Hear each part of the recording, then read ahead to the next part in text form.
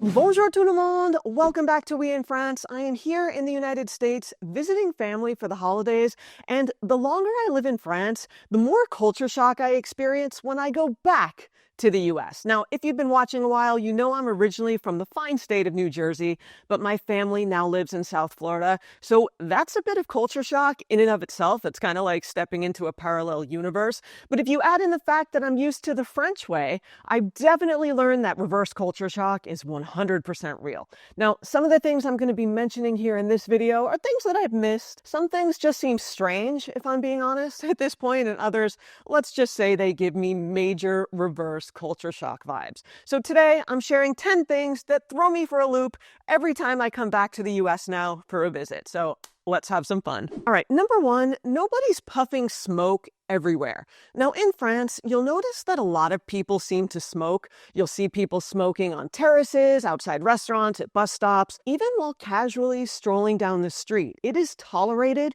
a lot more in France, and smoking is kind of normal. But back in the US, it's like a smoke-free zone here, and it's something I appreciate. Now, yes, Americans do smoke, and vaping is a thing. You'll see it. But smoking seems way less common stateside, and it's even stigmatized a bit in some social circles. It's definitely not cool to smoke. So I looked up some facts, and according to the International Union for the Scientific Study of Population, in France, the smoking epidemic actually began later than in the US. The number of cigarettes sold per day per adult peaked in the US in 1961 and contrast that with 1985 in France. So as a result, the smoking prevalence is higher today in France, about 31%, and the US comes in at 16%. But in any case, being here in the US, it just feels like someone swapped my normal life with a cleaner, fresher version of reality, and as someone who is really sensitive to cigarette smoke, this is a major pro of being in the US right now. All right, number two, small talk is alive and thriving. Now in France, casual conversations with cashiers or waiters, people that you don't know, are rare. I won't say it never happens, but it's a little different. If a French cashier you don't know asks you how your day is going or where you bought something that you're wearing, you're either dreaming or they've mistaken you for their best friend. But in the US, that's all fair game. You know, I feel like everyone from cashiers to waiters, everyone is up for some friendly small talk. Like, how's your day going? I love your bag. Where'd you get it? What are you up to later? yes, this is regional, but I feel like it happens, right? And it's perfectly fine. I like this. I'm happy to chit chat with people, but it does catch me off guard now because in France, small talk is not on the same level. Now, this is nuanced. I want you to watch a video for more on this about small talk in France. There are a lot of details. I just don't want to repeat myself since I talked about it before. You can watch that video here. All right, number three, tipping, and more tipping. This is probably how much I've spent in tips since I've been in Florida. And yes, as someone who spent the first 25 or so years of her life in the US, I know all about the ins and outs of tipping and how things are done here. But every time I come back, regardless of the state, it seems like the tipping practices, they've ramped up. Like they're totally off the screen at this point. Tipping is everywhere and it's getting out of control. Now, in France, tipping is optional, I would say. You know, it's a little extra money, is a little merci, a thank you if you've had great service. And 20% tips at restaurants or hair salons, they're not obligatory. You don't tip 20% in France. Now, in the US, I would go as far as to say tipping is mandatory, and not just for restaurants, but at your massage, at your nail appointment, haircut. It never ends. And I feel personally it's time for employers to start paying employees a livable wage and stop putting the onus on the customer to make up that difference. All right, number four, Sunday productivity is a thing. Now, in the US, Sundays, yes, they're the weekend and a lot of people don't work, but they're just another day where you can choose to be as productive as you want to be. But in France, Sundays are sacred. All right, maybe not sacred, but many stores and businesses are closed, sometimes even on Mondays as well. Now, personally speaking, my local supermarkets are closed on Sundays, except for two. The two that are open, they do close at 12 and 12:30, I believe. Salons are closed. My gym closes at noon. And in France, people use Sundays to spend time time with family, to relax, to go on a walk with their family at the park. It's not a day to be productive, and that is built into the culture. But here in the U.S., while you can relax and you can take it easy on Sundays, you do have the option, though, to run errands, to hit the gym, go to the mall, even grab dinner. And last Sunday here, I got my nails done. I went grocery shopping at 4 p.m., and it felt weirdly rebellious, like I was breaking some sort of unspoken rule. Now, speaking of shopping and being productive, we're all online daily, and it is so important to protect yourself from threats like malware, fraud, data theft, and scammers. Well, I have a solution that'll help keep your web browsing experience safe and stress-free. Let me introduce you to NordVPN, the sponsor of today's video, that you'll definitely want to check out via my link below, nordvpn.com/weinfrance. Their virtual private network, the VPN, helps you stay safe online, whether you're home or abroad, especially when you're using public Wi-Fi. You'll be protected from malware and hackers, your data will always stay private, and your online activity won't be tracked. NordVPN basically tells the internet to mind its own business. You can browse the web without worrying about prying eyes, annoying geo restrictions, or that creepy feeling of constantly being watched. They even have a feature called Threat Protection Pro that will protect you from fake web stores looking to scam you. Think of NordVPN as a fence for the internet that keeps you safe by encrypting your internet traffic and protecting your online identity. Browse safely and privately with the fastest VPN on the planet. One account is going to protect up to 10 devices, and NordVPN offers 24/7 customer support. To start browsing safely now, risk-free, get my exclusive NordVPN deal plus 4 months extra on a 2-year plan with my link, nordvpn.com/weinfrance. It is risk-free with Nord's 30-day money-back guarantee. And now, back to the video. All right, number 5. Pharmaceutical commercials are everywhere, and I hate them. Side effects might include diarrhea, stomach pain, headaches, dizziness, confusion, losing your left arm, your eyeball falling out, uncontrollable laughter, and the urge to move to France. Okay, I'm exaggerating a little bit, but not much. And I know if you've been in the U.S., if maybe you're American as well, I know you know about these drug ads. You can't get through a Wheel of Fortune or Jeopardy or anything really without being bombarded by these pharmaceutical ads. They always have these dramatic commercials and a catchy jingle with the latest eczema or psoriasis drug. And really, the jingles are so catchy that I have one in my head right now that I'm not going to sing to you. But just so you know, only the U.S. and New Zealand allow direct-to-consumer TV pharmaceutical advertising. That's it, 2 countries in the world.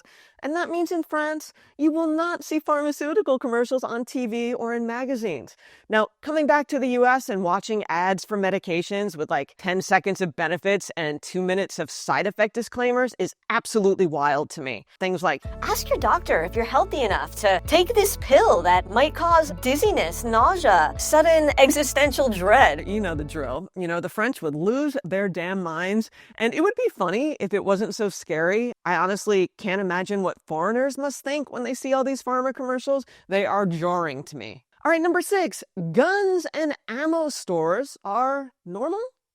Now, I grew up in the US, so this idea of people having guns wasn't exactly new to me, although my home state of New Jersey doesn't allow open or concealed carry. But Florida, it's a different story here. Now, even before moving to France, seeing stores with signs like this out front here, they were shocking. Guns and ammo in like a 10-minute drive from my brother's house. There's probably 3 of these stores.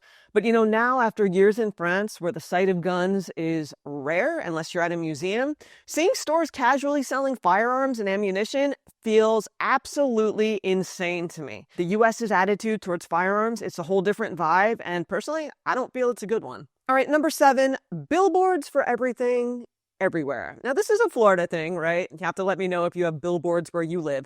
But the main drag here is Interstate 95, and driving down 95 feels like you're on an infomercial. It's distracting. It's like, call this number for your salvation, legal advice, strip club, relief from back pain.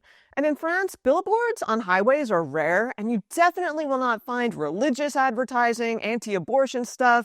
There's no huge industry around pain clinics or personal injury law. But here in South Florida, it's a bit special. It's a bit different. You've got larger-than-life Jesus sharing a board with a personal injury lawyer, all popping oxys. I wish I were joking. I mean, I'm half joking, but it really is next-level advertising. All right, number 8, taxes, they're a surprise every time you shop. Now, shopping in the US after France is kind of like playing the lottery. You never know what the final price is going to be. Well, I mean, unless you have a calculator and you know each particular state's sales tax rates. In France, taxes are included in the price, the VAT. So what you see is what you pay. In France, it's the TVA. I'll put what that stands for right here. And in the US, you're doing the math at checkout. So you're like, wait, it's $19.99, but 6.25. Should I get out my calculator? And my French husband, Tom, he was caught off guard, caught a few cents short a few years ago on his first trip to Florida in the US here when he was buying like a coffee. It was $4.99. He had a $5 bill and he didn't realize that there would be sales tax. So it came out to be like, I don't know what it was, $5.20 or something. And he was embarrassed when he didn't have a few coins to cover his coffee. So it all worked out. The lady behind him spotted him some money. And I know for the non-US folks watching, the story's familiar, being caught off guard by sales tax. And it can be really annoying to keep track. Back when I was living in New York City, there's actually sales tax on clothing in New York City, but you just cross the Hudson over to New Jersey and there's no sales tax on clothing. So you just have to watch out. All right, 9, flags everywhere. Now in France, you mostly see the national flag during official events like a presidential speech, a sporting event, or outside City Hall. It's not something that people display on a flagpole in their front yard. You won't really see the French flag on private property in France, maybe during the World Cup, but aside from that, no. But in the US, flags are everywhere. They serve as decor, as fashion, on mugs, on coffee cups, on t-shirts, whatever. Americans love their stars and stripes, and honestly, it's a little overwhelming when you've been away for a while, you know? Even here in my dad's neighborhood, like neighbors have flags on big, expensive flagpoles, right? And that can be a major contrast if you've been away for a while. And I want to know, do kids still say the Pledge of Allegiance in schools? If you have kids, let me know. I have no idea if this is still a thing, but as a kid, in case you're not aware, right after the bell, it was very normal to stand up, face the flag, put your hand over your heart, and recite the Pledge of Allegiance. And at the time, it seemed normal. I didn't question it too much as like an 8-year-old. But looking back, it's a bit over the top. You know, you have to let me know if kids still do this. Let me see if I could remember it. Went like, I pledge allegiance to the flag of the United States of America, one nation under God, indivisible, with justice and liberty for all. Something like that. I messed it up, but it's kind of nuts, right? All right, number 10. Obesity is really hard to ignore. And I say this with love, but coming back to the US after living in France really opened my eyes to the obesity epidemic. In the US, weight loss drugs are pretty commonplace. You see them on the dumb ads on TV. And no one can deny that the US has an obesity problem. The CDC's population data that I looked up from 2023 shows that in 23 states, more than 1 in 3 adults, 35%, has obesity. And before 2013, no state had an adult obesity prevalence at or above 35%. Currently, at least 1 in 5 adults, 20%, in each US state is living with obesity. And I want to say in France, not all people are slim by any means, and you absolutely see overweight people, but obesity is much less prevalent. Now, over the last 25 years, obesity has grown in France, especially among youth. And according to Amélie, 17% of adults are obese. Why? I'm no expert, but habits in France are different.